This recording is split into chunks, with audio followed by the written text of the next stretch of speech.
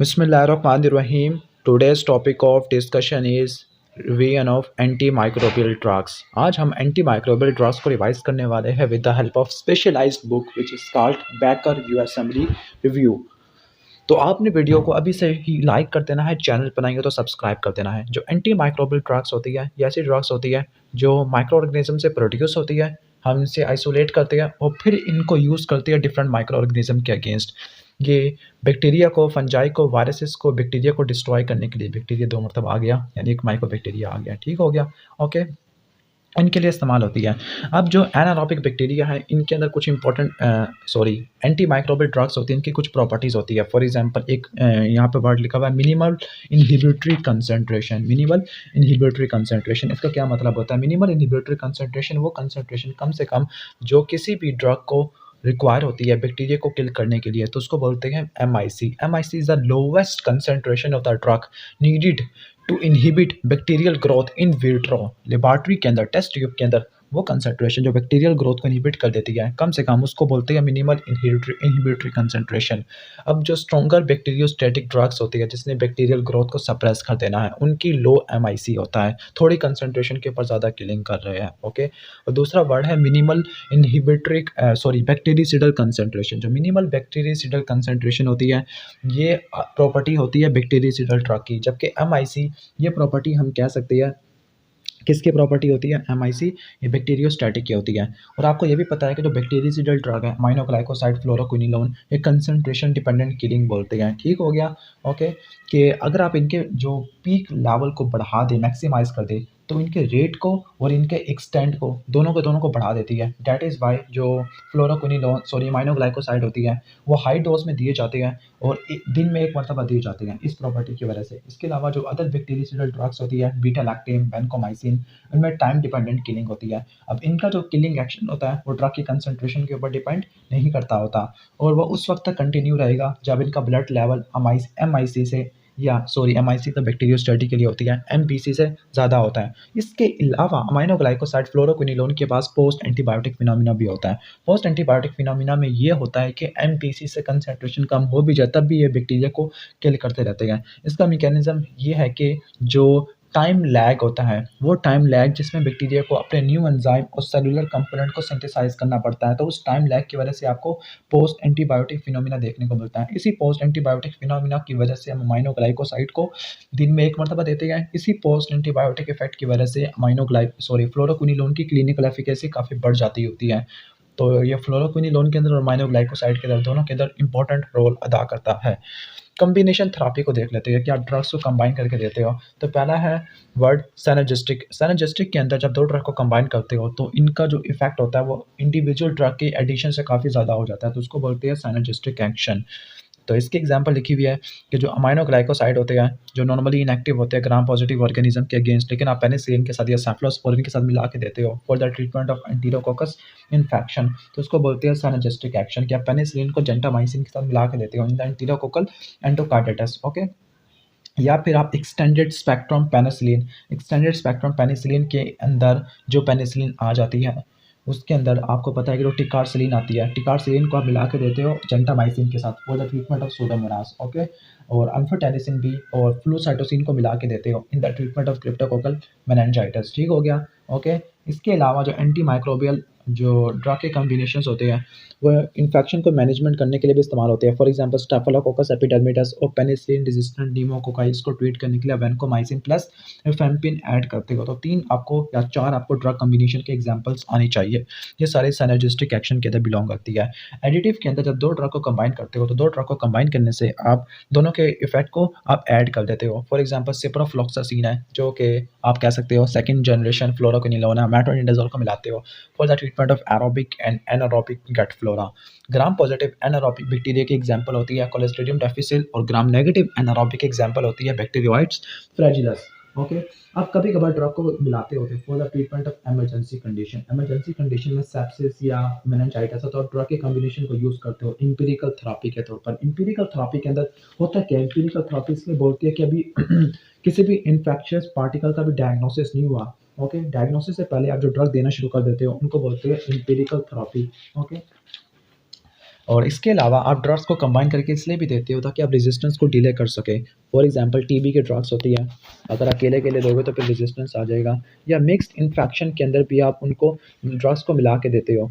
जैसे अगर peritoneal infection होता है तो वो एनारोब्स की वजह से भी हो सकता है या कोलीफॉर्म्स की वजह से भी हो सकता है। जो स्किन का इन्फेक्शन है वो बैक्टीरिया की वजह से भी हो सकता है, फंजाई की वजह से भी हो सकता है, वायरसेस की वजह से भी हो सकता है, या कभी-कभार आप ड्रग को इसलिए मिला के देते हो ताकि आप ड्रग की अपटेक को बढ़ा दो, एनहांस कर दो। फॉर एग्जांपल आप बीटा लैक्टेम को मिला के देते हो किसके साथ? अमाइनो ग्लाइकोसाइड के साथ मिला के देते हो। बीटा लैक्टेम को अमाइनो ग्लाइकोसाइड के साथ मिला के इसलिए देते हो ताकि अमाइनो ग्लाइकोसाइड की परमिएबिलिटी बढ़ जाए। आप ड्रग को इसलिए भी मिला के देते हो ताकि आप सीक्वेंशियल ब्लॉक प्रोवाइड कर सकें, ओके? या ड्रग को इसलिए भी आप देते हो ताकि आप किसी एंजाइम को इनएक्टिवेट कर दें। फॉर एग्जांपल बीटा लैक्टेमेस इन्हिबिटर में टैज़ोबैक्टेम, सालबैक्टेम, क्लैवुलिनिक एसिड, एविबैक्टेम आ जाते हैं। कभी-कभार तो ड्रग आपस में एक-दूसरे के एक्शन को एंटागोनाइज़ कर देती है। फॉर एग्जांपल टेट्रासाइक्लिन और पेनिसिलिन को दोनों को मिला के नहीं देते क्योंकि आपस में एक-दूसरे के साथ चिल्लेटर बना लेती है। अब इनके कुछ रेजिस्टेंस मैकेनिज़्म को देख लेते हैं। अब मेनली जो रेजिस्टेंस होती है वो प्लाज़मिड की वजह से ट्रांसफ़र हो सकती है। प्लाज़मिड कुछ ऐसे जीन्स को एन्कोड करते हैं जो एंटीबायोटिक रेजिस्टेंस मीडिएट करती हैं, फिर ये ट्रांसफ़र भी हो सकते हैं, ओके?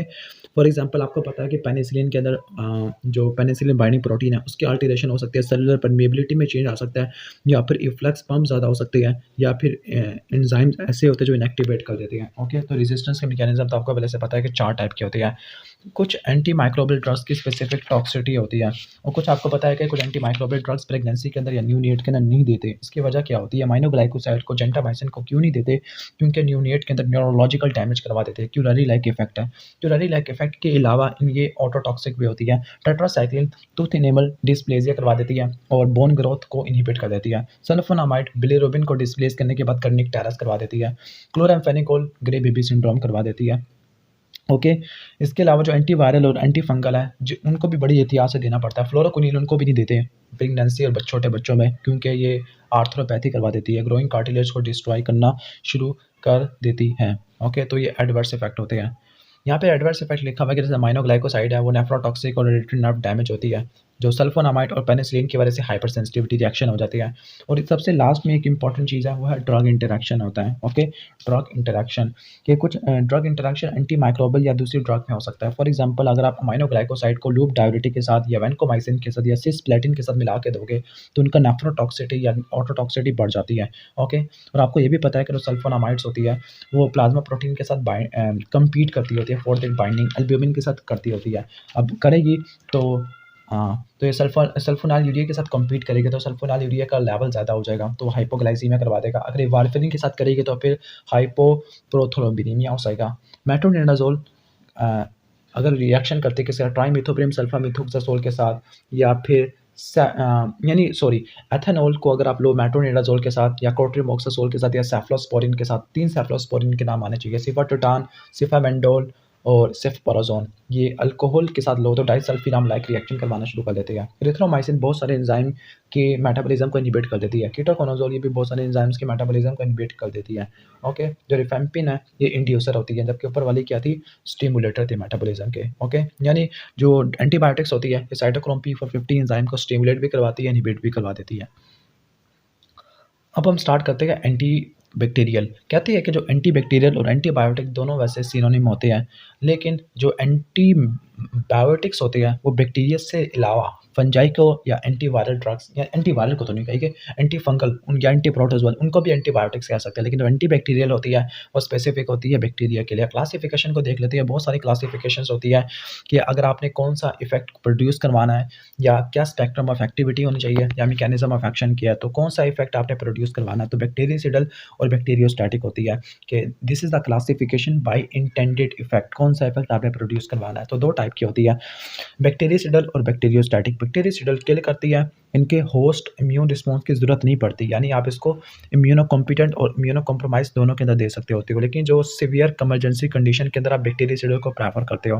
पेनिसिलिन है, सेफ्लोस्पोरिन है, पेनिसिलिन, सेफ्लोस्पोरिन, वैनकोमाइसिन, इनमें टाइम डिपेंडेंट किलिंग होती है, लेकिन जो फ्लोरोक्विनिलोन होती है और जो आप कह सकते हो अमाइनो ग्लाइकोसाइड्स होते हैं, इनमें कंसंट्रेशन डिपेंडेंट किलिंग है। इसके अलावा अमाइनोग्लाइकोसाइड और फ्लोरोक्विनोलोन के अंदर पोस्ट एंटीबायोटिक इफेक्ट भी होता है। बैक्टीरियोस्टैटिक ग्रोथ, ये बैक्टीरिया को डिस्ट्रॉय नहीं करती बल्कि होस्ट इम्यून रिस्पॉन्स डिस्ट्रॉय करता है। ये बैक्टीरियोस्टैटिक से बैक्टीरिया की ग्रोथ को सप्रेस कर देती है। इसमें टेट्रासाइक्लिन है, मैक्रोलाइड्स है, बाकी सारी जो एंटीबायोटिक्स होती है। On the basis of the spectrum of action, कुछ नैनो स्पेक्ट्रम होती है, कुछ ब्रॉड स्पेक्ट्रम होती है। नैनो स्पेक्ट्रम जैसे आइसोनियाज़ोइड है वो स्पेसिफिक होती है माइकोबैक्टीरिया में, ब्रॉड स्पेक्ट्रम में टेट्रासाइक्लिन आ जाती है। ओके, कुछ एंटीबायोटिक्स ऐसी है जो ग्राम पॉजिटिव के अगेंस्ट काम करती है, फॉर एग्जांपल वैनकोमाइसिन है, और जो ग्राम नेगेटिव के अगेंस्ट काम करती है वो है अमाइनोग्लाइकोसाइड। तो वैनकोमाइसिन और अमाइनोग्लाइकोसाइड दोनों के दोनों बैक्टीरियाइड है, लेकिन अमाइनोग्लाइकोसाइड प्रोटीन सिंथेसिस इनहिबिटर है, vancomycin cell wall synthesis inhibitor होता है। On the basis of the mechanism of action इसी स्कीम को फॉलो किया जाता है। Cell wall synthesis inhibitor, protein synthesis inhibitor, folic acid synthesis inhibitor, nucleic acid disruptor, cell membrane disruptor होते हैं। Start करते हैं वन बाय वन। अगर आप यहाँ पे देखो तो सेल वॉल की सिंथेसिस को इंटरफेयर करते हैं, इसमें बीटा लैक्टम है, ग्लाइकोपेप्टाइड में वैनकोमाइसिन, टेलिथ्रोमाइसिन, टिकोप्लानिन आ जाती नहीं, टेलिथ्रोमाइसिन नहीं, टिकोप्लानिन आ जाती है, और इसके अलावा टिलावेंसिन आ जाती है। जो टेलिथ्रोमाइसिन है वो कीटोलाइड वाली कैटेगरी से बिलोंग करती है। बेसिट्रोसिन है, ओके, जो सेल मेम्ब्रेन को डिस्टर्ब करती है, उसमें कोलिस्टीन है, कोलिस्टीन पॉलीमिक्सिन वाली कैटेगरी से बिलोंग करती है। ओके, और इसके अलावा डेप्टोमाइसिन, ये भी सेल मेम्ब्रेन को डिस्टर्ब कर देती है। फोलिक एसिड की सिंथेसिस को इनहिबिट करने वाली सल्फोनामाइड ट्राइमेथोपेरिम होता है। डीएनए के स्ट्रक्चर और फंक्शन को इंटरप्ट करने वाली टोपोआइसोमेरेज इनहिबिटर और नाइट्रोफिरंटाइन होती है। ओके, जो आरएनए के सिंथेसिस को इनहिबिट करने वाला रिफेम्पिन है। प्रोटीन के सिंथेसिस को इनहिबिट करने वाले डिपेंडिंग अपॉन 30S है, 50S है, तो उनको भी दो में डिवाइड कर देती है। टेट्रासाइक्लिन, अमाइनोग्लाइकोसाइड 30S जाके 50S में बाकी सारी आ जाती है।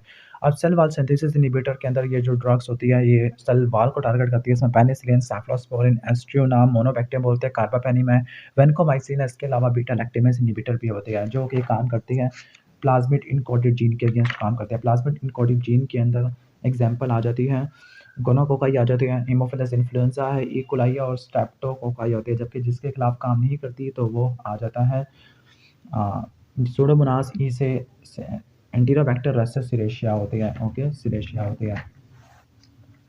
अब हम यहाँ पे लिखा हुआ है तो पेनिसिलिन है, पेनिसिलिन को भी दो में डिवाइड करते हैं, नैरो स्पेक्ट्रम और ब्रॉड स्पेक्ट्रम। जो नैरो स्पेक्ट्रम होती है पेनिसिलिन पेनिसिलिन ससेप्टिबल और दूसरी रेजिस्टेंट भी होती है। वैसे ब्रॉड स्पेक्ट्रम में उसने रेजिस्टेंट डाला हुआ है। सेफ्लोस्पोरिन भी नैरो स्पेक्ट्रम, ब्रॉड स्पेक्ट्रम है। नैरो स्पेक्ट्रम में फर्स्ट जनरेशन और बाकी सारी सेकंड, थर्ड, फोर्थ ब्रॉड में आ जाती है। बाकी मिसलेनियस में कार्बापेनिम, एस्ट्रियोनाम और वैनकोमाइसिन आ जाती है। पेनिसिलिन से स्टार्ट करते हैं। Penicillin widely used bactericidal drugs होती है, बैक्टीरियल सेल वॉल को टारगेट करती है। पेनिसिलिन पेप्टिडोग्लाइकन क्रॉस ब्रिजेस को, क्रॉस लिंकिंग को फॉर्म नहीं करने देती by binding to penicillin binding protein. लेकिन पेनिसिलिन सिर्फ लॉग फेस में जाके काम करती है, लैग फेस में जाके काम नहीं करती। तो पेनिसिलिन बाइंडिंग प्रोटीन आप देख सकते हो जहाँ पे बाइंड करती है। फार्माकोकाइनेटिक की बात करते हैं तो फिर इनकी जो सिक्रेशन होती है, सिक्रेशन को ब्लॉक करने वाला प्रोबेनिसिड एसिड होता है। कुछ ड्रग्स ऐसी होती है जिनकी बिलियरी एक्सक्रीशन है, फॉर एग्जांपल नेफिसिलिन है, एम्पेसिलिन होता है, ऑक्सासिलिन है, डिक्लॉक्सिलिन है, जिनकी बिलियरी एक्सक्रीशन होती है। रेजिस्टेंस मैकेनिज्म को देखें तो रेजिस्टेंस मैकेनिज्म में पहला बीटा लैक्टेमेस प्रोडक्शन जो कि ग्राम नेगेटिव ऑर्गेनिज्म के अंदर ज़्यादा होती है, गोनोकोकस के अंदर होती है। दूसरा पेनिसिलिन बाइंडिंग प्रोटीन में म्यूटेशन करवा देना, ये रेजिस्टेंस आती है किसके अंदर, न्यूमोकोकस में, अगेंस्ट पेनिसिलिन जी, और मर्सा आ जाती है against the penicillinase resistant drugs होती है। और तीसरा जो है पोरेंस में डाउन रेगुलेशन होना जो कि पेनिसिलिन की एंट्री करवाते हैं, ये आती है सूडोमोनास के अंदर। चौथी है उतनी इंपॉर्टेंट नहीं होता। ओके, स्पेक्ट्रम ऑफ एक्टिविटी की तरफ आते हैं तो स्पेक्ट्रम ऑफ एक्टिविटी डिपेंड करता है कि कौन से एजेंट आप यूज़ कर रहे हो। एडवर्स इफेक्ट के अंदर हाइपर सेंसिटिविटी आ जाती है, टाइप 1 एनाफिलैक्टिक रिएक्शन और लेकिन रिलेटिवली रेयर होता है। पेनिसिलिन टाइप 3 को भी इंड्यूस करवा देती है, फॉर एग्जांपल सीरम सिकनेस है। और टाइप 1 में हाइपर सेंसिटिविटी, ये जो एलर्जी वाला रिएक्शन आना शुरू हो जाते हैं। आपको पता है कि एलर्जिक रिएक्शन में ओर्टिकेरिया, हाइव्स आना शुरू हो जाते हैं, प्लूराइटिस है, जॉइंट की स्वेलिंग है, हिमोलिटिक एनीमिया हो सकता है। ओके, नेफ्राइटिस है और एनाफिलैक्सिस वगैरह आ सकते हैं। पेनिसिलिन के कुछ एडिटिव्स होते हैं, पेनिसिलिन को मिला के देते हैं ताकि इनकी रेजिस्टेंस को ओवरकम कराया जा सके। तो पहला है प्रोबेनिसिड एसिड। प्रोबेनिसिड एसिड क्या करता है, इसकी सिक्रेशन को ब्लॉक कर देता है और हाफ लाइफ को बढ़ा देगा। दूसरा बीटा लैक्टेमेस इनहिबिटर। बीटा लैक्टेमेस इनहिबिटर भी कॉम्पिटिटिव इनहिबिटर होते हैं, इसमें क्लैवुलिनिक एसिड, साल्बैक्टेम, टेजोबैक्टेम वगैरह यूज़ होती है। क्लैवुलिनिक एसिड को आप किसके साथ मिला के देते हो, क्लैवुलिनिक एसिड को एमोक्सिलिन के साथ, साल्बैक्टेम एम्पिसिलिन के साथ और टेजोबैक्टेम आप मिला के देते हो। किसके लिए, टेजोबैक्टेम होता है पिपारसिलिन के साथ मिला के देते हैं। अब नैरो स्पेक्ट्रम पेनिसिलिन के अंदर जो पेनिसिलिन जी है, जिसको हम बोलते हैं बेंजाइल पेनिसिलिन, ये इस्तेमाल होती है ड्रग ऑफ चॉइस फॉर साइफिलस होता है। इसके अलावा दूसरे ड्रग में आ जाती है निजेरिया मेनिंजाइटिस है। ओके, निजेरिया मेनिंजाइटिस होती है। ओके, इनके लिए भी हम इसको इस्तेमाल कर सकते होते हैं, लेकिन गोनोकोकस के लिए इस्तेमाल नहीं करते। तो पेनिसिलिन जी के लिए हम इस्तेमाल करती है। इसके अलावा एंटीरोकोकस के लिए भी इस्तेमाल करती है, लेकिन अमाइनोग्लाइकोसाइड के साथ मिला के दे देते हैं पेनिसिलिन जी को। पेनिसिलिन भी सिर्फ ये ग्रुप ए स्ट्रेप्टोकोकल इन्फेक्शन को ट्रीट करने के लिए इस्तेमाल होती है, specifically oropharyngeal infection caused by streptococcus पायोजीन्स है। ओके, तो ये साइफिलिस की लीजेंस होती है, सेकेंडरी साइफिलिस है, ये स्ट्रेप्टोकोकस पायोजीनस ग्रुप ए स्ट्रेप्टोकोकस है। जो एम्पिसिलिन और अमोक्सिलिन दोनों के दोनों माइनो पेनिसिलिन है, लेकिन इनके एक्सटेंडेड स्पेक्ट्रम भी बोलते हैं, ग्राम पॉजिटिव ग्राम नेगेटिव के लिए इस्तेमाल होता है। ओके, तो ये सूडोमोनास के लिए भी इस्तेमाल हम कर सकते होते हैं। अगर इनको यूज़ करते हैं तो एम्पिसिलिन को यूज़ करने की वजह से सूडोमेम्ब्रेनस कोलाइटिस वगैरह आ सकता है। ओके, जो अमोक्सिलिन है इसको क्लेवुलिनिक एसिड के साथ मिला के देते हैं। पेनिसिलिन रेजिस्टेंट पेनिसिलिन के अंदर मेथिसिलिन आ जाता है, नेफिसिलिन आ जाता है, ऑक्सासिलिन आ जाता है, डिक्लोक्सिलिन आ जाता है। मेथिसिलिन एक प्रोटोटाइप होती है ड्रग पेनिसिलिन रेजिस्टेंट पेनिसिलिन। अब इसको इसलिए यूज़ नहीं करते क्योंकि इंटरस्टिशियल नेफ्राइटिस वगैरह करवा सकती है, लेकिन ये चेक करने के लिए लेबॉरेटरी के अंदर यूज़ करते हैं कि स्टेफिलोकोकस ऑरियस सेंसिटिव है या सेंसिटिव नहीं है। अगर सेंसिटिव नहीं है, रेजिस्टेंट है, तो उसको बोलते हैं मर्सा। ओके, अब यहाँ पे लिखा हुआ है कि जो कॉम्बिनेशन थेरेपी होती है अमोक्सिलिन की और क्लेवुलिनिक एसिड की, it is a clinically preferred prophylactic treatment for dog bytes. Dog bytes के लिए प्रोफाइलैक्टिक ट्रीटमेंट होता है, और जो मेन ऑप्शंस होती है मर्सा को ट्रीट करने के लिए वो वैनकोमाइसिन, लिनेज़ोलाइड और वैनकोमाइसिन और सॉरी स्ट्रेप्टोग्रामिन्स होते हैं। ओके, एंटी सूडोमोनल पेनिसिलिन की वैसे डिक्लोक्सिलिन का थोड़ा देख लो कि डिक्लोक्सिलिन होती है मास्टाइटिस को ट्रीट करने के लिए इस्तेमाल होती है, जो कि स्टेफिलोकोकस की स्पीशी की वजह से हो सकता है।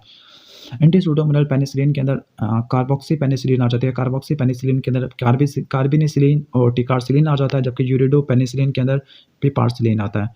जो कार्बोक्सी पेनिसिलिन में कार्बिनिसिलिन और टिकारसिलिन आते हैं, जो कि मर्सा को ट्रीट करने के लिए इस्तेमाल हो सकते हैं।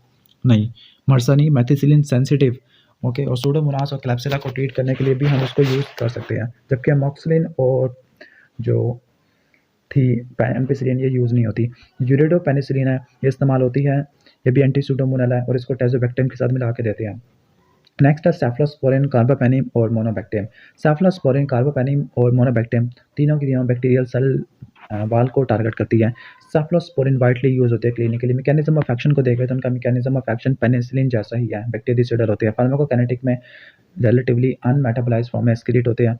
रेजिस्टेंस का मैकेनिज्म होता है बीटा लैक्टिमेस वाला मैकेनिज्म होता है। इसके अलावा कहते हैं कि जो एक्सटेंडेड स्पेक्ट्रम बीटा लैक्टिमेस जो कि ग्राम नेगेटिव प्रोड्यूस करती है, एक्सटेंडेड स्पेक्ट्रम वाला, इसकी वजह से भी रेजिस्टेंस आना शुरू हो जाती है।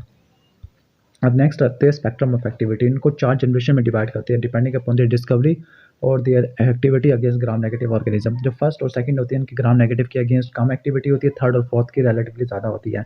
ओके, और आपको ये बात भी आनी चाहिए कि जो फर्स्ट और सेकंड होती है ये CSF के अंदर एंटर नहीं होती, चाहे मेनिंजाइटिस हो या ना हो, लेकिन जो थर्ड वाली है वो आना शुरू हो जाती है। ओके, थर्ड वाली आना शुरू हो जाती है। इसमें भी सेफपेराजोन और सेफेक्सिम ये नहीं आती। ओके, जो सेफपेराजोन है सूडोमोनास के लिए और सेफेक्सिम सेफ्ट्रियाक्सोन इस्तेमाल होती है गोनोरिया के लिए। जो सेफ्ट्रियाक्सोन होती है डायटिस मीडिया को ट्रीट करने के लिए भी इस्तेमाल होती है, बेसिकली अमोक्सिलिन के साथ मिला के देती है। फर्स्ट जनरेशन में सेफ्लैक्सिन और सेफाजोलिन आती है। सेफाजोलिन पारेंटरली जबकि सेफ्लैक्सिन ओरली दी जाती है।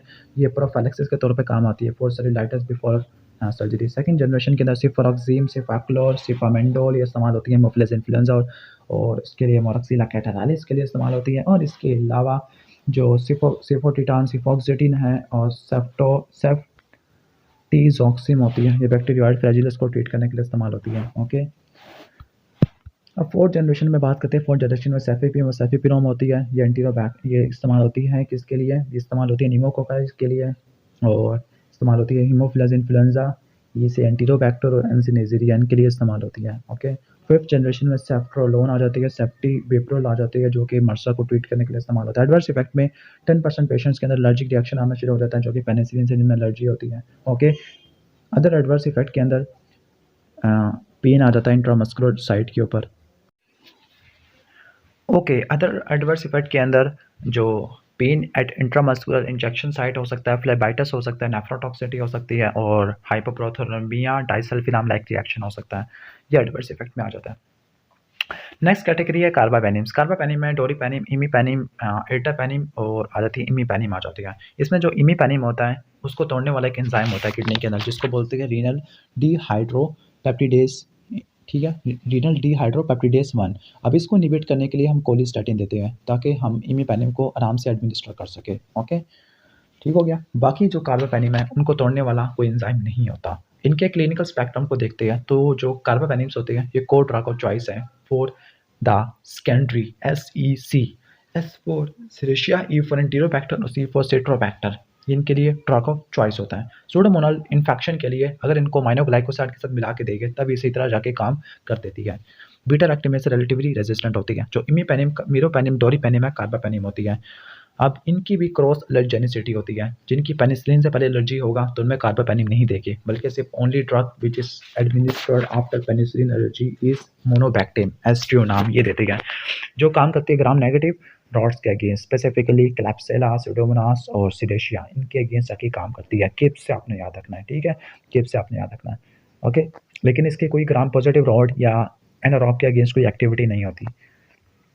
अब इनका एडिशनल इफेक्ट ये है कि इनको यूज़ करने की वजह से, स्पेसिफिकली मीरोपेनिम को यूज़ करने की वजह से सीजर्स एक्टिविटी काफ़ी ज़्यादा बढ़ जाती है। CNS टॉक्सिटी के अंदर कन्फ्यूजन, एनसेफलोपैथी और सीजर वगैरह आना शुरू हो जाती है। वंस अगेन इसके लिए भी जो निमोनिक होता है इमीपेनिम और कोलिस्टेटिन का, वो सेकेंडरी होता है। SEC, S फॉर सीजर और ऊपर S से बनता था सिरेशिया, E फॉर एनसेफलोपैथी ऊपर बनता था एंटीरोबैक्टर और C से बनता था सिट्रोबैक्टर और यहाँ पे बनता है कन्फ्यूजन वगैरह हो जाती है, ओके। तो ज़्यादा जो सीजर्स होते हैं वो आते हैं इमीपेनिम की वजह से होते हैं, ओके, इमीपेनिम की वजह से। और यहाँ पर लिखा हुआ है कि जो एजेंट्स होते हैं ब्रॉड स्पेक्ट्रम होते हैं, ये नेक्रोटाइजिंग पैनक्रेटाइटिस के लिए इस्तेमाल होते हैं। इमीपेनिम को सिलेस्टैटिन के साथ मिला के देते हैं। सिलेस्टैटिन और नीस्टैटिन ये वो ड्रग है जिनके लास्ट में स्टैटिन आता है, लेकिन ये HMG कोरिडक्टेस इनहिबिटर नहीं होती, HMG कोरिडक्टेस इनहिबिटर नहीं होती। अब इनको सिलेस्टैटिन के साथ इसलिए मिला के देते हैं ताकि इनकी हाइड्रोलिसिस को मिनिमाइज किया जा सके। अब नेक्स्ट है मोनोबैक्टेम। एस्ट्रियो नाम मोनोबैक्टेम है, जो ग्राम पॉजिटिव ऑर्गेनिज्म के अगेंस्ट काम नहीं करती, बल्कि ग्राम नेगेटिव रॉड्स, इसमें भी निमोनिक होगा, केप्स, क्लैप्सिला, स्यूडोमोनास और सीरेशियन के अगेंस्ट आके काम करती है।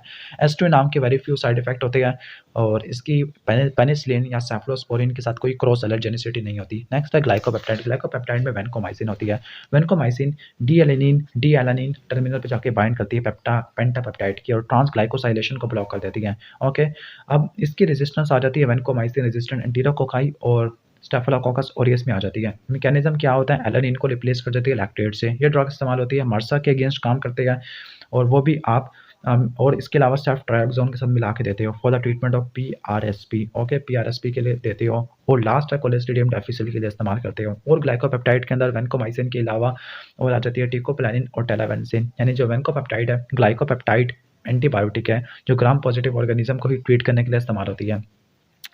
मैकेनिज्म ऑफ एक्शन है कि वेनकोमाइसिन बैक्टीरियल सर्वाइवल की सिंथेसिस को ब्लॉक कर देती है by binding to D alanine moiety, transpeptidation को ब्लॉक कर देती है, ओके। और ये भी क्या होती है, बैक्टीरियासाइडल होती है। वेनकोमाइसिन रेजिस्टेंस में मैकेनिज्म क्या होता है कि जो बैक्टीरिया होता है वो एलानिन को रिप्लेस कर देता है लैक्टेट से, ओके। फार्माकोकाइनेटिक के अंदर देखते हैं तो पोरली एब्जॉर्ब होता है, इंट्रावेनसली देते हैं, लेकिन एक फॉर्म में इसको ओरली देते होती है। वो फॉर्म कौन सी है, वो होती है सूडोमेम्ब्रेनस कोलाइटस। इस केस में हम क्या देते हैं, इस केस में हम इसको ओरल फॉर्म में देते होती है, बाकी फॉर्म में हम इसको इंट्रावेनस देते हैं, ओके, क्योंकि वहाँ पे आपको एब्जॉर्प्शन रिक्वायर्ड नहीं होती। रेजिस्टेंस मैकेनिज्म है कि जो ग्राम नेगेटिव ऑर्गेनिज्म होते हैं इंट्रिंसिकली रेजिस्टेंट होते हैं क्योंकि इनकी आउटर सेल मेम्ब्रेन होती है। ग्राम पॉजिटिव ऑर्गेनिज्म में रेजिस्टेंस का मैकेनिज्म ये है कि एलानिन को रिप्लेस कर लेती है लैक्टेट से। फिर वेनकोमाइसिन इस जगह पर एलानिन रेसिड्यू पे बाइंड नहीं कर सकता। वेनकोमाइसिन की रेजिस्टेंस एंटीरोकोकाई स्टेफिलोकोकस ऑरियस में होती है। स्पेक्ट्रम ऑफ एक्टिविटी बता चुका हूँ कि ग्राम पॉजिटिव ऑर्गेनिज्म है कि मर्सा के लिए इस्तेमाल होती है और इसके अलावा स्टेफिलोकोकस एपिडर्मिडस वाले रेजिस्टेंस में और एंटीरोकोकस वाले में भी इस्तेमाल हो सकती है, लेकिन वो मेथिसिलिन से रेजिस्टेंट होती है। वेनकोमाइसिन प्रोफाइलैक्सिस के तौर पर भी दिया जा सकता है ड्यूरिंग हाई रिस्क सर्जरी और प्रोसीजर। एडवर्स इफेक्ट के अंदर देखते हैं तो उसका जो एडवर्स इफेक्ट होता है वो एडवर्स इफेक्ट है कि इसका एडवर्स इफेक्ट होता है रेड मैन सिंड्रोम होता है, क्योंकि हिस्टामिन को रिलीज करवा देती है तो रेड मैन सिंड्रोम होगा और इसमें एरिथ्रोमेटोसिस रैश आना शुरू हो जाती है फेस के ऊपर, अपर लिम्ब के ऊपर ब्लड प्रेशर ड्रॉप होना शुरू हो जाएगा बिकॉज ये मास्ट सेल से हिस्टामिन को रिलीज करवाना शुरू कर देती है। और ये जब होता है जब हम वेनकोमाइसिन को बहुत जल्दी इंट्रावेनसली इन्फ्यूज करते हैं, ओके। और इसके अलावा ऑटोटॉक्सिक और नेफ्रोटॉक्सिक एक्शन भी देखने को मिलते हैं। ये ऑटोटॉक्सिक और नेफ्रोटॉक्सिक एक्शन अमाइनोग्लाइकोसाइड के साथ मिलाने से ज़्यादा बढ़ जाती है। नेक्स्ट है लाइपोपेप्टाइड। लाइपोपेप्टाइड में जो यूज़ आती है वो है डेप्टोमाइसिन। डेप्टोमाइसिन एक नोवेल लाइपोपेप्टाइड एंटीबायोटिक होती है जो वेनकोमाइसिन जैसा काम करती है, बैक्टीरियासिडल होती है, ग्राम पॉजिटिव के अगेंस्ट जाके काम करती है, ओके। लेकिन ये उनके लिए काम करती है जिनमें वेनकोमाइसिन की रेजिस्टेंस आ गई है, एंटीरोकोकाई के अंदर, स्टेफिलोकोकस ऑरियस के अंदर, ओके। ये करती क्या है, साइटोप्लाज्मिक मेम्ब्रेन के अंदर इंसर्ट होने के बाद पोटेशियम की लीक करवा देती है और डेथ वगैरह करवा देती है, ओके। पोटेशियम की लीकेज की वजह से डिपोलराइजेशन हो जाती है, मेम्ब्रेन डिस्टेबलाइज हो जाती है और फाइनली डेथ हो जाती है। इंट्रावेनसली देते हैं, ओरल एब्जॉर्प्शन नहीं होती, जिस तरह वैनकोमाइसिन है, रेजिस्टेंस अभी तक देखी नहीं है। ये इस्तेमाल होते हैं मर्सा और वैनकोमाइसिन रेजिस्टेंट एंटीरोकोकाई के लिए। ओके, एडवर्स इफेक्ट में मायोपैथी हो जाता है, क्रिएटिन फॉस्फोकाइनेस का लेवल ज़्यादा हो जाता है। अब पूरी सेल वाल सिंथेसिस इनहिबिटर इनको इस टेबल से कवर किया हुआ है।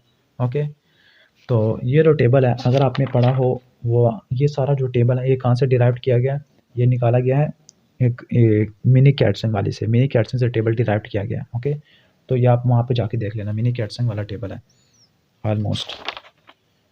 ओके, यहाँ पे लिखा हुआ अभी मिनी कैटसन से। अब नेक्स्ट है बेसिट्रेसिन। बेसिट्रेसिन ये भी साइक्लिक पेप्टाइड एंटीबायोटिक होती है, बैक्टीरियासिडल होती है, ग्राम पॉजिटिव ऑर्गेनिज्म के अगेंस्ट काम करती है।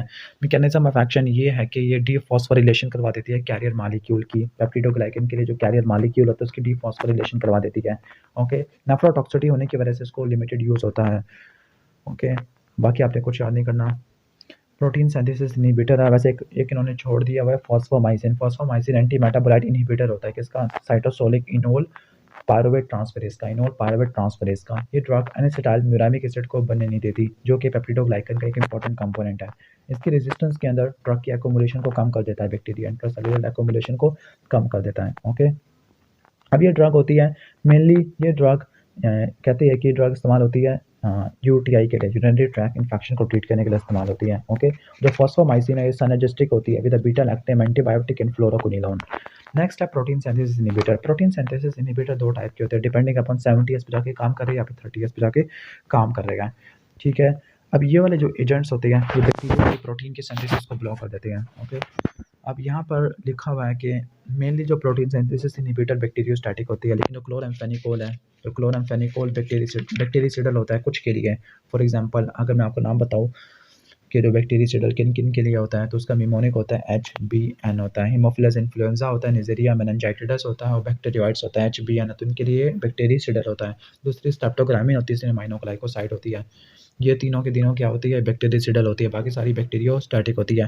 ब्रॉड स्पेक्ट्रम में क्लोराम्फेनिकोल, टेट्रासाइक्लिन है, मॉडरेट स्पेक्ट्रम में मैक्रोलाइट और कीटोलाइट आना शुरू हो जाते हैं। नैरो स्पेक्ट्रम में लिनकोसामाइड, स्ट्रेप्टोग्रामिन और हम कह सकते हैं लास्ट में लिनेजुलाइड है। जो लिनेजुलाइड है वो ऑक्सैलिडाइनिडाइनोन्स वाली कैटेगरी से बिलोंग करती है।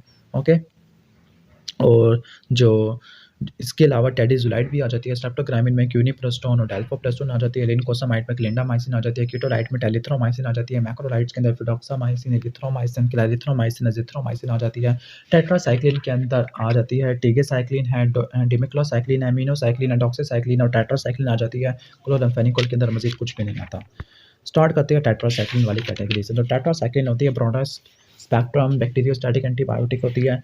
ओके, जो तमाम टेट्रासाइक्लिन एंटीरोहेपेटिक सर्कुलेशन अंडरगो करती है। यहाँ पे एक एक्सेप्शन लिखी हुई है कि जो डॉक्सीसाइक्लिन है फीसिस के अंदर एक्सक्रीट होती है, बाकी सारी यूरिन के अंदर एक्सक्रीट होती है। ओके, सबसे ज़्यादा जो हाफ लाइफ होती है वो कहने का मतलब सबसे ज़्यादा जो हाफ लाइफ होती है वो टीकासाइक्लिन की होती है, 30 से लेकर 36 घंटे तक होती है और ये बाइल के अंदर सिगरेट हो जाती है। अगर आप इसके स्पेक्ट्रम को देखो तो ये क्लैमिडिया, रिकेट्सिया, ग्राम पॉजिटिव ग्राम नेगेटिव ऑर्गेनिज्म है, माइकोप्लाज्मा के अगेंस्ट काम करती है, प्रोटोजोआ के अगेंस्ट काम करती है। इसका जो बेसिक मैकेनिज्म है रेजिस्टेंस का वो है इफ्लक्स पंप होता है। ओके, इफ्लक्स पंप होता है। ओके, तो टेट्रासाइक्लिन है, इनके मैकेनिज्म ऑफ एक्शन है 30 एस राइबोसोमल सब यूनिट पे जाके बाइंड करती है, प्रोटीन सिंथेसिस की मिसरीडिंग करवा देती है।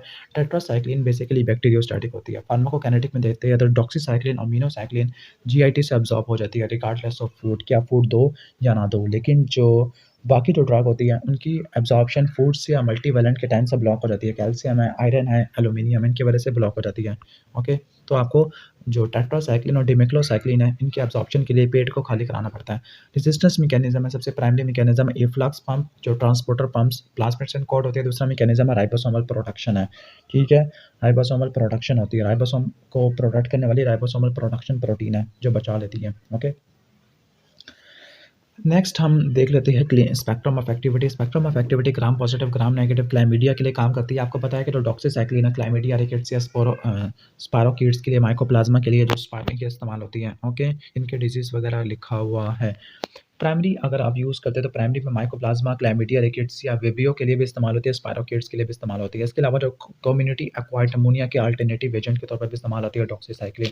अब कम्युनिटी एक्वायर्ड अमोनिया को कौन सी मैक्रोलाइट ट्रीट करती है, तो आपने याद रखना है कम्युनिटी एक्वायर्ड अमोनिया के लिए 4 दिन का कोर्स देना है एजिथ्रोमाइसिन का, जबकि क्लैरिथ्रोमाइसिन हेलिकोबैक्टर पाइलोरी के जो उसमें इस्तेमाल होती है रेजिमेंट के अंदर, उसका निमोनिक होता है कैप, कैलिथ्रोमाइसिन होती है, इसेमॉक्सिलिन होती है, पी से प्रोटॉन पंप इनहिबिटर होते हैं। ओके, और हेलिकोबैक्टर पायलरी और माइक्रोबैक्टीरियम एवियम इंट्रासेल्युलर कॉम्प्लेक्स, इसमें क्लैरिथ्रोमाइसिन इस्तेमाल होती है, जबकि एजिथ्रोमाइसिन कम्युनिटी एक्वायर्ड निमोनिया के लिए इस्तेमाल होती है। लेकिन कम्युनिटी एक्वायर्ड निमोनिया के अंदर क्लिंडामाइसिन भी इस्तेमाल हो सकता है। ओके, और जो बैक्टीरियोइड्स को ट्रीट करने के लिए भी क्लिंडामाइसिन हम यूज़ कर सकते हैं, जो कि लिनकोसामाइड वाली कैटेगरी से बिलोंग करता है। जो मोस्ट कॉमनली यूज टेट्रासाइक्लिन है, उसका नाम है डॉक्सीसाइक्लिन, और ये फर्स्ट लाइन थेरेपी के तौर पर इस्तेमाल होती है for the chlamydia and the rickettsia infection. इसके टॉक्सिटी के अंदर देखते हैं तो जीआईटी डिस्ट्रेस हो जाएगा, डायरिया, नोजिंग, वॉमिटिंग, डायरिया हो जाएगा। ओके, एंटीरोकोलाइटिस हो सकता है, सुपर इन्फेक्शन हो सकती है, कोलेस्टेफेलोकोकस ऑरियस का, कोलेस्ट्रिडियम डिफिसिल का, बच्चों के अंदर टूथ इनेमल डिस्प्लेजिया करवा देती है, बोन की ग्रोथ को सप्रेस कर देती है, डेटिस वाइटिस कॉन्ट्राइंडिकेटेड इन प्रेगनेंसी। और साइड इफेक्ट के अंदर हेपेटिक टॉक्सिटी हो सकती है, हेपेटिक नेक्रोसिस हो सकता है, फैनकोनी सिंड्रोम हो सकता है, फैनकोनी सिंड्रोम टिनोफाविर की वजह से भी हो सकता है। ओके, फोटोसेंसिटिविटी डिमेक्लोसाइक्लिन की वजह से हो सकती है, और जो डॉक्सीसाइक्लिन और मीनोसाइक्लिन की वजह से डिजीनेस और वर्टिगो हो सकती है। तो एडवर्स इफेक्ट में सेंसिटिविटी लिखी हुई है जो कि डिमेक्लोसाइक्लिन की वजह से होती है। इसके अलावा जो ड्रग होती है टीथ के अंदर और बोन के अंदर इनकॉर्पोरेट हो जाती है, येलो ग्रे डिस्कलरेशन करवा देती है। और आपको बताया था कि फैनकोनी सिंड्रोम भी हो सकता है। फैनकोनी सिंड्रोम की वजह से ग्लूकोज की, अमाइनो एसिड की, यूरिक एसिड की, फॉस्फेट की, बाइकार्बोनेट की एब्जॉर्प्शन नहीं हो पाएगी किडनी से।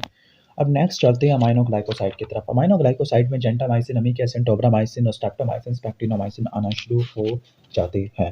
ओके, अब अमाइनोग्लाइकोसाइड का मैकेनिज्म ऑफ एक्शन है 30 राइबोसोमल सबयूनिट पे जाके बाइंड करती है। 4 मैकेनिज्म होते हैं। पहला इनिशिएशन कॉम्प्लेक्स को ना बनने देना, मिसरीडिंग करवा देना। तीसरा मैकेनिज्म है कि ये ट्रांसलोकेशन को ब्लॉक कर देती है। चौथा मैकेनिज्म है पोलिसोम को डिस्टर्ब कर देती है। रेजिस्टेंस के मैकेनिज्म भी 3 होते हैं। पहला जो मैकेनिज्म है वो है कि पेनिट्रेशन को ब्लॉक कर दो। दूसरा मैकेनिज्म है इनएक्टिवेटिंग एंजाइम। तीसरा मैकेनिज्म है राइबोसोमल बाइंडिंग प्रोटीन में चेंज ले आना।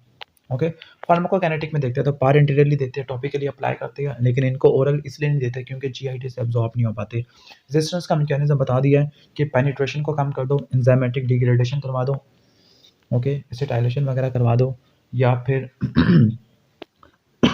सॉरी, ओके, तो बोलने की वजह से थोड़ा सा मेरा गला ख़राब होना शुरू हो गया है, लेकिन कोई बात नहीं। यहाँ पे एक चीज़ लिखी हुई है कि मेमोरी 8 बाय एट 30 का और 50 ईयर का बता दिया है। 5 मेन ऑप्शंस क्या होते हैं सूडो मेमोरी ने, सूडोमोनास एरोजिनोसा के। तो पहला आप सेफ्टराजोन या सेफ्टाजिडिम यूज़ कर लो, सेफ्लोस्पोरिन, माइनोग्लाइकोसाइड यूज़ कर लो, स्पेसिफिकली टोब्रामाइसिन, पिपार्सिलिन, टाइजोबैक्टीम यूज़ कर लो, या आप इमिपेनिम यूज़ कर लो क्योंकि ये भी सूडोमोनास के अगेंस्ट काम करते हैं। यहाँ पे सिप्रोफ्लॉक्सासिन है। तो ये 5 ड्रग्स होती है जो सूडोमोनास एरोजिनोसा को ट्रीट करने के लिए इस्तेमाल होती है, इसको भूलना नहीं है आपने। ओके, जो टोब्रामाइसिन है, टोब्रामाइसिन ग्राम नेगेटिव ऑर्गेनिज्म को स्पेसिफिकली सिस्टिक फिब्रोसिस वाले पेशेंट के अंदर इस्तेमाल करती है। स्ट्रेप्टोमाइसिन प्लेग के अंदर, टिलोरीमिया और टीबी को ट्रीट करने के लिए इस्तेमाल होती है। एडवर्स इफेक्ट के अंदर देखते हैं तो उसके एडवर्स इफेक्ट में निमोनिक होता है, पॉन्स उनके 8th क्रेनियल नर्व को डैमेज कर देती है, नेफ्रोटॉक्सिक होती है। ओके, क्लोराम्फेनिकोल की तरफ आते हैं। क्लोराम्फेनिकोल ब्रॉड स्पेक्ट्रम एंटीबायोटिक होती है। इसका मैकेनिज्म ऑफ एक्शन है, आपको बताया था कि 3 ऑर्गेनिज्म के अगेंस्ट ये बैक्टीरियाइड होती है, वो HBN, हीमोफिलस इन्फ्लुएंजा बैक्टीरियोइड्स, और तीसरा आ जाता है निजेरिया मेनिंजाइटिस। बैक्टीरियोइड्स के लिए एक और ड्रग भी यूज़ होती है, क्लिंडामाइसिन इस्तेमाल करते हैं। ओके, क्लिंडामाइसिन हम यूज़ कर सकते हैं। क्लोराम्फेनिकोल ने पेप्टिडाइल ट्रांसफरेज एंजाइम को ब्लॉक कर देना है। मैकेनिज्म ऑफ रेजिस्टेंस है कि एसिटाइल ट्रांसफरेज या एसिटाइलेशन से इसकी इनएक्टिवेशन हो जाती है, जिस तरह उसमें थी अमाइनोग्लाइकोसाइड में थी। Spectrum of activity broad spectrum है, ग्राम पॉजिटिव और ग्राम नेगेटिव एरोब्स के अगेंस्ट काम करती है, एनारोब्स के अगेंस्ट में काम करते हैं, रिकेट्सिया के अगेंस्ट भी जाके ये काम कर जाती होती है। क्लोराम्फेनिकोल होती है, लेकिन ये नॉर्मली हम कहते हैं कि जो क्लोराम्फेनिकोल है बैकअप ड्रग के तौर पर इस्तेमाल होती है। ये क्लैमिडिया के अगेंस्ट काम नहीं करती, लेकिन रिकेट्सिया के अगेंस्ट काम करती है।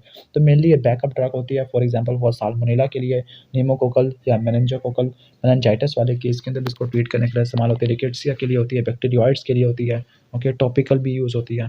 तो इसका जो स्पेक्ट्रम ऑफ एक्टिविटी है वो थोड़ा सा लिमिटेड, ब्रॉड तो कहा हुआ है, लेकिन अब बैकअप ड्रग के तौर पर है। एडवर्स इफेक्ट के अंदर आते हैं। एडवर्स इफेक्ट में जीआईटी डिस्ट्रेस हो सकता है, इरिटेशन या सुपर इन्फेक्शन हो सकता है, कैंडिडियासिस वगैरह हो सकता है, बोन मैरो सप्रेशन हो सकता है, प्लास्टिक एनीमिया है, आरबीसी कम हो सकती है, साइनोसिस हो सकता है, सीवियस कोलैप्स हो सकता है, पीटीडब्ल्यू ज़्यादा हो सकती है, पी से फेनिटोइन, टी से टोलब्यूटामाइड और डब्ल्यू से वारफेरिन। ओके, तो एडवर्स इफेक्ट में बोन मैरो एप्लेजिया हो सकता है, ये प्लास्टिक एनीमिया हो सकता है जो कि इडियोसिंक्रेटिक इन्फेक्शन है, यानी हर इंडिविजुअल के अंदर डिफरेंट ड्रग का मेटाबॉलिज्म होता है। ओके, और एक और इंपॉर्टेंट एडवर्स इफेक्ट लिखा हुआ है इन्फेंट के अंदर। इन्फेंट के अंदर एक एंजाइम नहीं होता, हेपेटिक ग्लूकोनिडाइल ट्रांसफरेज, जिसकी वजह से उस ड्रग को मेटाबोलाइज नहीं कर पाते।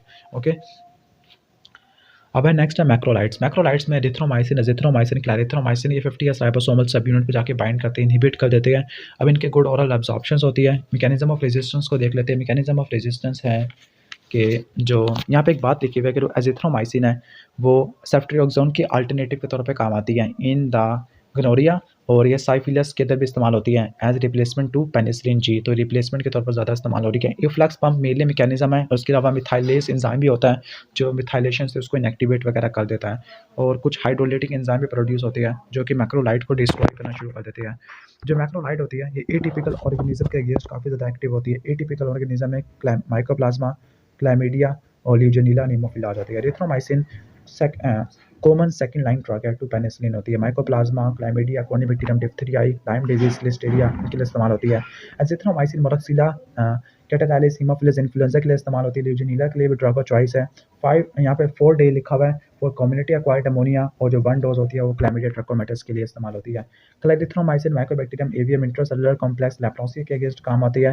हेलिकोबैक्टर पायलोरी को ट्रीट करने के लिए भी इस्तेमाल होती है। मैक्रोलाइट के कुछ एडवर्स इफेक्ट लिखे हुए हैं। जो एरिथ्रोमाइसिन होती है ये मोर्फिन रिसेप्टर को एक्टिवेट कर देती है। एक्यूट कोलिस्टैटिक हेपेटाइटिस हो सकता है एस्कोलेट की वजह से, ओके।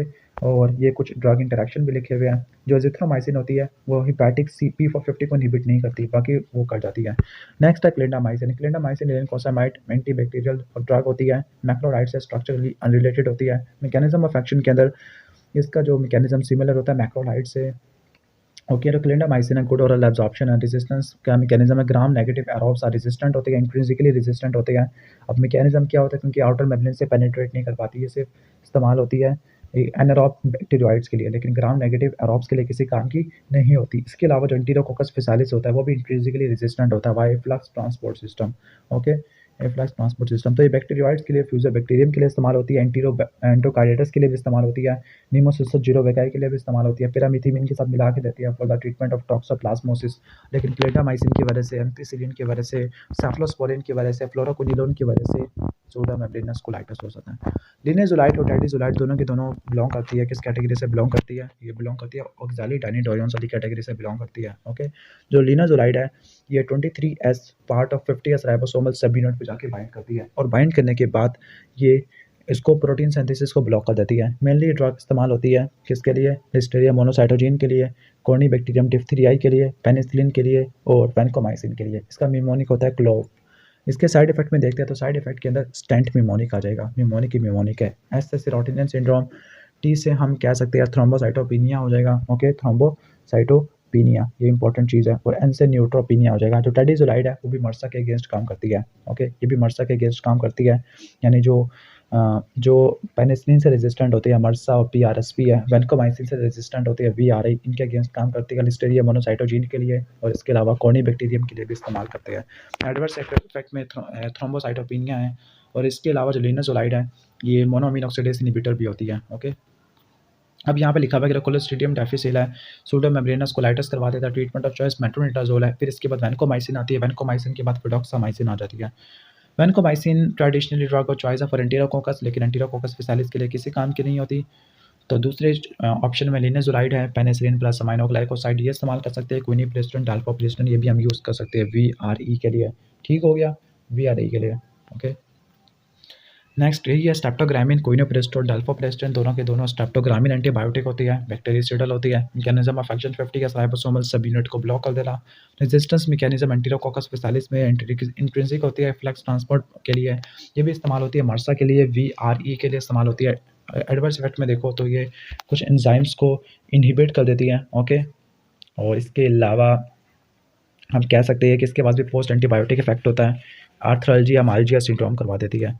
अब ये वाला जो टेबल बनाया हुआ है ये टेबल वो मिनी कैटसन का, तो आप उसको पढ़ लेना मिनी कैटसन को। और हम देख लेते हैं कितना बड़ा रह गया, मैं भी थक गया हूँ करते करते। मेट्रोनिडाजोल, टीनाडाजोल है, ट्रिक्लोसान है, कम्बिनेशंस है, जी माइक्रोबियल ड्रग्स हैं। आई थिंक इतना इनफ है प्रोटीन सिंथेसिस इनहिबिटर तक। अगर आपको वीडियो अच्छी लगी हो तो वीडियो को लाइक कर देना, चैनल बनाएंगे तो सब्सक्राइब कर देना। अगर आपको ऐसे पार्ट्स चाहिए तो आप हमारी दूसरी वीडियोस देख सकते हो, क्योंकि यहाँ तक मैं थक चुका हूँ एक ही वीडियो के अंदर। Thanks for watching this video. अल्लाह हाफिज़।